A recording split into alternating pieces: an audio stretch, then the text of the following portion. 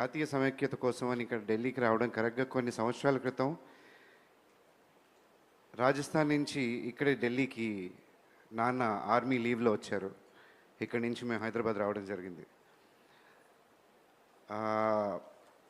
అక్కడి నుంచి నా నా స్టోరీ అంతా సినిమాలు వీటికి వచ్చిన తర్వాత ఈరోజు అంటే చిన్నప్పటి నుంచే నేను ఆర్మీ సెక్టర్లో అక్కడ పెరిగినప్పుడు ఈ కులం మతం ప్రాంతం అనే ఇది వచ్చేది కాదు సార్. అక్కడ ఓన్లీ దేశం కోసం పోరాడే వాళ్ళు అదే ఆలోచనతో ఉండేవాళ్ళు.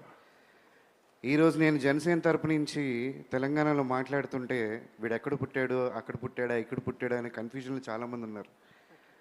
కానీ ఈ ప్రాంతీయ అంటే ఏ ప్రాంతంలో పుట్టాను అనే దానికంటే ఆ బాధ కంటే మా నాన్నగారు ఒక సోల్జర్ అయ్యి ఉండి దేశం కోసం పనిచేసినప్పుడు ఏ రోజు ఏ ప్రాంతం కోసం నేను పనిచేస్తున్నాను, ఏ కులం కోసం పనిచేస్తున్నాను అని ఎప్పుడు ఆలోచించలేదు. ఈరోజు ఆ మాటలన్నీ ఒక సైనికుడి కొడుగ్గా, సోల్జర్ కొడుగ్గా వింటుంటే చాలా బాధేస్తుంది. అంటే బార్డర్లో అక్కడ దేశం కోసం, దేశ ప్రజల కోసం పోరాడుతున్న సైనికులందరూ ఇలాంటి విషయాలు న్యూస్లో చూసి ఏం ఫీల్ అవుతారా అనేది ఏ రోజు ఒక్క పౌరుడు కూడా ఆలోచించడా? అది మనం ఆలోచించాల్సిన విషయం. అలాగే ప్రతి దేశ పౌరుడు ఆలోచించాల్సిన విషయం. లేదంటే చెప్పండి, అక్కడి నుంచి ఆ బార్డర్ నుంచి సైనికులను వెనక్కి వచ్చేయమని చెప్దాం. ఎందుకు పాపం వాళ్ళంత కష్టపడ్డాం? లేదా ఇవన్నీ వదిలేసి ఇప్పుడు ప్రపంచంలో యుద్ధాలు జరుగుతున్నాయి, దేశాలు యుద్ధాలకు పోతున్నారు. అలాంటిది మనం అంటే చెప్పలేం ఎప్పుడు ఏ సిచ్యువేషన్ వస్తుందో. అలాంటిది మనం దానికి ప్రిపేర్ అవ్వడం పోయి, ప్రతి స్టేట్ దానికి కాంట్రిబ్యూట్ చేయడం పోయి, మనం ఫ్యూచర్ గురించి ఆలోచించడం పోయి, నువ్వు అక్కడి నుంచి ఇక్కడికి వచ్చి మా స్పేస్ తీసుకుంటావా, నువ్వు ఎలా వస్తావు, నువ్వు ఎందుకు వస్తావు, నువ్వు ఏం చేస్తావు, నీకేం హక్కు అని అడగడం చాలా బాధాకరం. అంటే మాలాంటి యూత్ ఎప్పుడూ ఒకటే ఆలోచిస్తూ ఉంటాం యంగ్స్టర్స్గా. ఈరోజు కళ్యాణ్ గారి ప్రిన్సిపల్స్ ఏవైతే ఉన్నాయో 7 ప్రిన్సిపల్స్, ఐ డోంట్ థింక్ అది చాలా పొలిటికల్ ఎక్స్పీరియన్స్తో ఉన్న ఇవి కాదు.